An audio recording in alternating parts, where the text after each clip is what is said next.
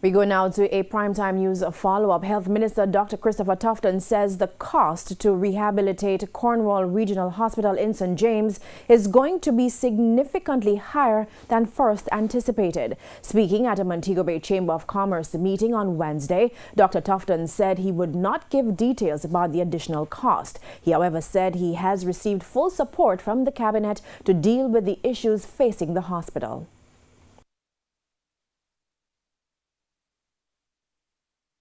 A band-aid approach to rehabilitation at Cornwall was just not what needed to be done, because you could patch it up and over the next year or two you would probably have the same issue, but it would be on somebody else's watch and the blame game would start and the people would suffer once more.